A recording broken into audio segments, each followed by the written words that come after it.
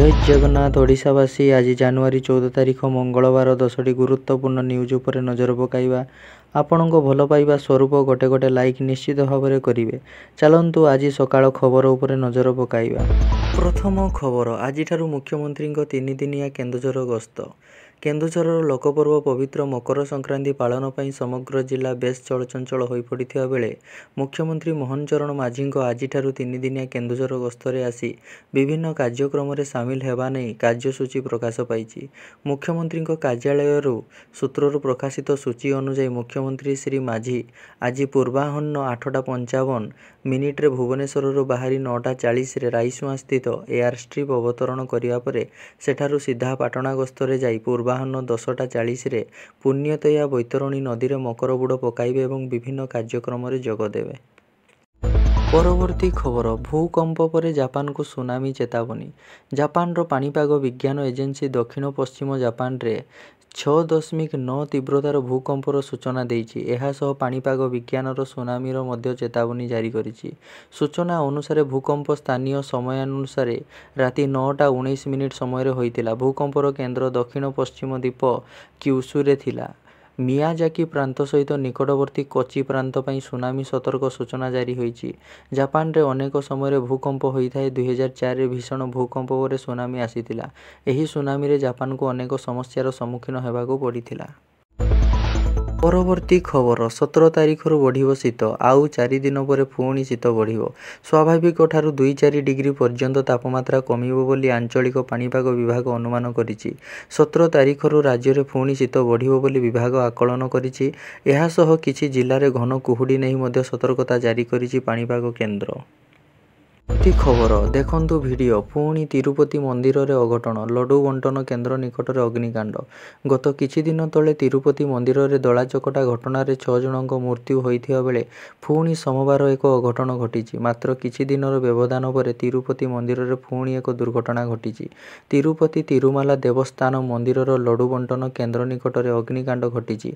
Counter निकट में प्रबल भिड़ थिबा समय ही अग्निकांड घटिथिला। अग्निकांड नहीं खबर पाइबा परे वर्तमान प्रशासन निया लिभाइबारे व्यस्त अछि। अग्निशम बाहिनी सहायता रे निया को शीघ्र नियंत्रण करने को चेष्टा करा जाउछि। एही घटना रे 10 दिनिया वैकुंठ द्वार दर्शन उत्सव समय रे घटिथिला। एही अवसर रे सारा देशर हजार हजार लोक सेटारे पहुंची छंती।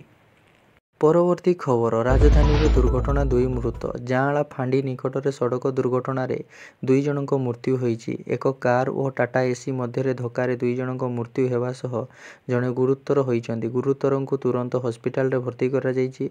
जातीय राजपथ रे दुर्घटना होइथिबारु यातायात बाधाप्राप्त होइछि। घटनास्थल रे पुलिस पहुंची आगामी कार्यानुष्ठान जारी रखिछि। परवर्ती खबर परकिया प्रीति युवक को टांगिया रे हानि निर्मम हत्या।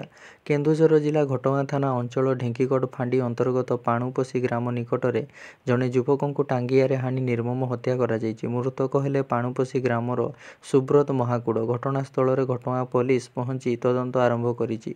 परकिया प्रीति को नहीं हत्या करा जाइथिबा संदेह करा जाउछि। परवर्ती खबर ओडिशा रे आयुष्मान भारत पर बुझामणा पत्र स्वाक्षरित। ओडिशा रे आयुष्मान भारत प्रधानमंत्री जन आरोग्य योजना लागू पर सोमवार बुझामणा पत्र स्वाक्षरित होइछि। दिल्ली विज्ञान भवन रे आयोजित कार्यक्रम रे केंद्र और राज्य सरकारक मध्य बुझामणा पत्र स्वाक्षरित होइछि। आयुष्मान भारत और गोपबंधु जन आरोग्य योजना पर गोटे कार्ड दियाजिबो बोली ओडिशार स्वास्थ्य मंत्री डॉक्टर मुकेश महालिंग एही अवसर रे सूचना दैछन्ति। परवर्ती खबर महाकुंभर प्रथम दिन में बुड़ पकाइले 60 लाख श्रद्धालु। शुभेच्छा जणाइले प्रधानमंत्री। उत्तर प्रदेशर प्रयागराज रे सोमवार ठारू आरंभ होइछि पवित्र महाकुंभ। एही अवसर में महाकुंभर प्रथम दिन में 60 लाख श्रद्धालु बुड़ पकाइछन्ति। एहा सहित महाकुंभ पई प्रधानमंत्री नरेंद्र मोदी देशवासी को अभिनंदन जणाइछन्ति। मोदी कहिछन्ति भारतीय मूल्यबोध एवं संस्कृति को भल पाउता कोटी कोटी भारतीयों पई आज एक अत्यंत स्वतंत्र एवं पवित्र दिवस। सेथिपई समस्तଙ୍କୁ शुभेच्छा। महाकुंभ 2025 प्रयागराज रे आरंभ होइछि। आस्था भक्ति एवं संस्कृतिर एक पवित्र संगम स्थल रे महाकुंभ अगणित लोकंकु एकत्र करिछि बोली मोदी कहिछन्ति। ପରବର୍ତ୍ତୀ ଖବର, 4 ସନ୍ତାନ ଜନ୍ମ କଲେ ମିଳିବ 1 ଲକ୍ଷ। ଏଭଳି ଘୋଷଣା କରି ଚର୍ଚ୍ଚାରେ ମଧ୍ୟପ୍ରଦେଶ ସରକାରରେ କ୍ୟାବିନେଟ୍ ମନ୍ତ୍ରୀ ଥିବା ପଣ୍ଡିତ ବିଷ୍ଣୁ ରଜୋରିଆ। ସେ ଯୁବ ବ୍ରାହ୍ମଣ ଦମ୍ପତିଙ୍କ ପାଇଁ ଏହି ଘୋଷଣା କରିଛନ୍ତି। ଏବେ ପରଶୁରାମ କଲ୍ୟାଣ ବୋର୍ଡର ଅଧ୍ୟକ୍ଷ ଏବଂ କ୍ୟାବିନେଟ୍ ମନ୍ତ୍ରୀ ପଦବୀରେ ଅଛନ୍ତି ରଜୋରିଆ। ଇନ୍ଦୋରର ଏକ କାର୍ଯ୍ୟକ୍ରମରେ ଯୋଗଦେଇ ରଜୋରିଆ ଏପରି କହିଛନ୍ତି। ପରବର୍ତ୍ତୀ ଖବର, ଓଡ଼ିଶା ଆଗାମୀ ଦିନରେ ଆଇଟି ହବ୍ ହେବ। ଆୟୁଷ୍ମାନ ଭାରତ ପ୍ରଧାନମନ୍ତ୍ରୀ ଜନ ଆରୋଗ୍ୟ ଯୋଜନା ପାଇଁ କେନ୍ଦ୍ର ଓ ରାଜ୍ୟ ମଧ୍ୟରେ MoU ହୋଇଛି। ଏହି ଅବସରରେ କେନ୍ଦ୍ରମନ୍ତ୍ରୀ ଅଶ୍ୱିନୀ ବୈଷ୍ଣବ ବଡ଼ ସୂଚନା ପ୍ରଦାନ କରିଛନ୍ତି। ଓଡ଼ିଶା ଆଗାମୀ ଦିନରେ ଆଇଟି ହବ୍ ହେବ ବୋଲି ସେ କହିଛନ୍ତି। କେନ୍ଦ୍ରମନ୍ତ୍ରୀ ଅଶ୍ୱିନୀ ବୈଷ୍ଣବ କହିଛନ୍ତି, ଓଡ଼ିଶାରେ ସୂଚନା ପ୍ରଯୁକ୍ତି ପେସାଦାରଙ୍କର ଅଭାବ ନାହିଁ। ଓଡ଼ିଶାକୁ ଆଗାମୀ ଦିନରେ ଏକ ବଡ଼ ଆଇଟି ହବ୍ରେ ପରିଣତ କରିବା ଲକ୍ଷ୍ୟ ରଖାଯାଇଛି। ଏନେଇ ମୁଖ୍ୟମନ୍ତ୍ରୀ ଓ ମୁଖ୍ୟ ସଚିବଙ୍କ ସହ ଆଲୋଚନା ମଧ୍ୟ ହୋଇଛି। ପରବର୍ତ୍ତୀ ଓ ଶେଷ ଖବର, ଜରୁରୀକାଳୀନ ପରିସ୍ଥିତିରେ ବନ୍ଦୀ ହୋଇଥିବା ସଂଗ୍ରାମୀଙ୍କୁ ମିଳିବ ପେନ୍ସନ୍। ମେଡିକାଲ ଖର୍ଚ୍ଚ ବହନ କରିବେ ସରକାର। ଜରୁରୀକାଳୀନ ପରିସ୍ଥିତିରେ ବନ୍ଦୀ ହୋଇଥିବା ସଂଗ୍ରାମୀଙ୍କୁ ମିଳିବ 20,000 ଟଙ୍କାର ପେନ୍ସନ୍। ସଂଗ୍ରାମୀମାନଙ୍କ ସମସ୍ତ ମେଡିକାଲ ଖର୍ଚ୍ଚ ବହନ କରିବେ ରାଜ୍ୟ ସରକାର। ଏନେଇ ଗୃହ ବିଭାଗ ପକ୍ଷରୁ ବିଜ୍ଞପ୍ତି ପ୍ରକାଶ ପାଇଛି। ଓଡ଼ିଶା ସରକାରଙ୍କ ପକ୍ଷରୁ ଦେଶର ଜରୁରୀକାଳୀନ ପରିସ୍ଥିତିରେ ମିସା, DIR ଏବଂ ଆଇନରେ ବିଭିନ୍ନ ଜେଲରେ ବନ୍ଦୀ ଥିବା ସଂଗ୍ରାମୀମାନଙ୍କୁ ମାସକୁ 20,000 ଟଙ୍କାର ପେନ୍ସନ୍ ମିଳିବ। ମୁଖ୍ୟମନ୍ତ୍ରୀ ଏ ବିଷୟରେ ଘୋଷଣା କରିଥିଲେ। ଆଜି ଏ ସମ୍ପର୍କରେ ଗୃହ ବିଭାଗ ପକ୍ଷରୁ ବିଧିବଦ୍ଧ ଭାବେ ବିଜ୍ଞପ୍ତି ପ୍ରକାଶ ପାଇଛି।